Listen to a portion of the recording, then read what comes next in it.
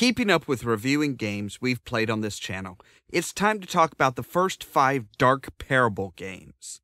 In case you're unfamiliar, you play a detective that is checking out mysteries that are tied to fairy tales. The series is long-running and has changed a lot, but the first 5 really show a drastic change. I'm Ollamh, and welcome to Geek Corner Reviews.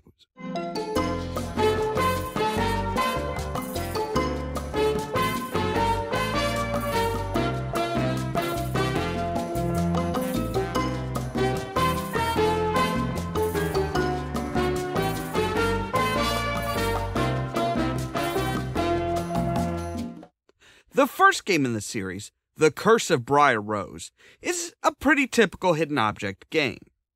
Search various locations and find items on the list. There is a narrative throughout the game, but it's almost background noise. There are a lot of things that appear or happen that just aren't really explained. How did the giant spider get in this passageway? Who knows? Why is the lock on a cabinet set up to mirror the birds that are sitting on a ledge? Your guess is as good as mine. Overall, it's a decent game, but not really indicative of what this series would evolve into. As you might have guessed, it's all about Sleeping Beauty. The evil fairy put a spell on a spinning wheel and everyone was put to sleep.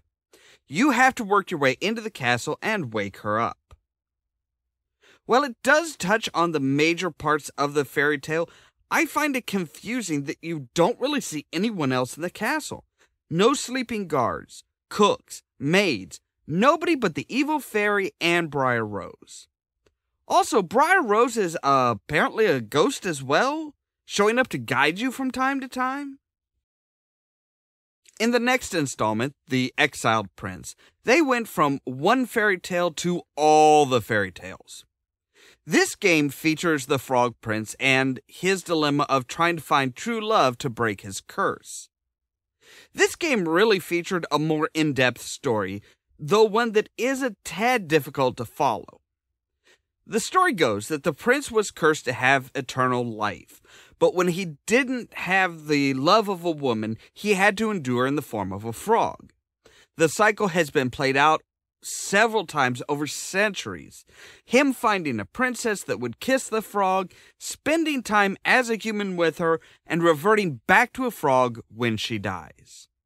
During the course of your investigation, you find out that he has had relationships with most of the fairy tale princesses. While this game did have a better story, it wasn't really much of a change to the story as you would find it in the books. Finally, you manage to break the curse and reunite the prince with his first love. The gameplay was still very basic in this installment.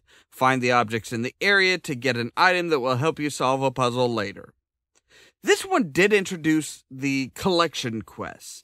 Find all 5 ships to solve a puzzle that will get you a key item. This would pop up again from time to time in later games. The third game really showed that they had learned from earlier games. Rise of the Snow Queen blended more than one fairy tale, but it didn't try and mix them all together. While still a hidden object game, the story was more linear and direct rather than spanning centuries and getting muddled in the process. You arrive in a winter area and find out that the kids of the local town have been taken hostage by the dreaded Snow Queen. As you strive to free the kids, you are drawn into a deeper tale of loss and sadness.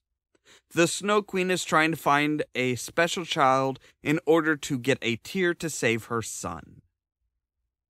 The story plays out that the Snow Queen is in fact Snow White. She fell in love with the Frog Prince, had a son. Their son was attacked by an animal of some sort, and severely hurt. Snow White gave him some of the poisoned apple to put him to sleep until she could find a cure. The magic mirror promised to show her how to save her child, but required the tear of a caring, innocent child. Of course, the mirror isn't really good and tricks her into providing power to the mirror. In the end, the children are saved and the mirror is destroyed. The fourth installment, The Red Riding Hood Sisters, takes the story element and really alters it. Obviously, from the title, is based loosely around Little Red Riding Hood, but it's not a story about a little girl going to help her granny. In this story, Red was taught how to fight wolves by the woodcutter and formed a sisterhood to keep the wolves at bay. The wolves, it turns out, are from the Mist Kingdom and are not normal everyday wolves. The gameplay is a bit more forward in this game, still hidden object searching, but with a broader selection of mini-games and puzzles to figure out. They also developed a deeper lore with this game than previously shown. It's not just a single character that we're dealing with, but the legacy of Little Red Riding Hood and the woodcutter. Also, if you have the collector's edition, you find out that the Mist Kingdom was actually opened up by the boy who cried wolf. Not one to leave something behind, we are reintroduced to Briar Rose, who shows up at a critical time and helps the detective deal with a betrayal. Finally, the Mist Kingdom is dealt with, the sisterhood is saved, and even the wolves are turned to good. They become the partners of the Red Riding Hood sisters. Finally, today we are going to talk about the final Cinderella, which I'm sure you can figure out what fairy tale that deals with. The detective is sent to find out what happened at a fancy ball, where reportedly some girls were turned into glass. This is the work of someone known as the Godmother. During the investigation, we find out that there have been several Cinderellas in the course of time, and several Godmothers as well. Cinderellas are chosen based on their moral fiber, not on their poor situations.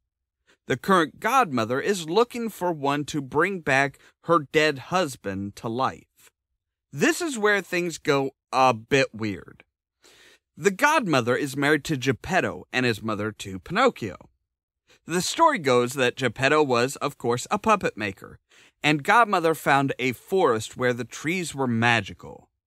The wood used to make Pinocchio was what made him come to life, but only because Geppetto was a good man. The forest was actually cursed, and when Geppetto went to make a companion for Pinocchio, he was tainted by the curse and started making a puppet army.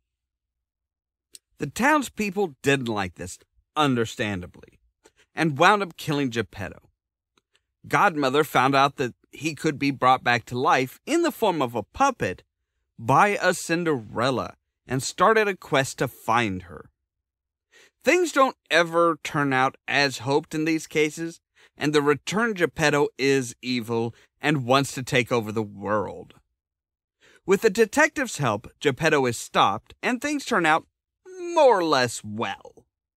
This game really combined everything that Blue Tea Games had learned thus far. Hidden object tasks are good, but puzzles and minigames can add to the enjoyment. Collections are a good way to tell a bit of a background and reveal key items. Telling a good current story is always a good idea, but works better when you can instill some lore around the story as well.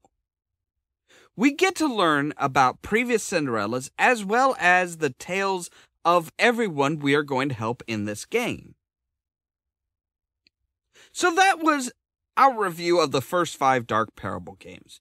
What do you think of this series? Were Blue Tea Games stumbling to find their style, or was it a natural progression?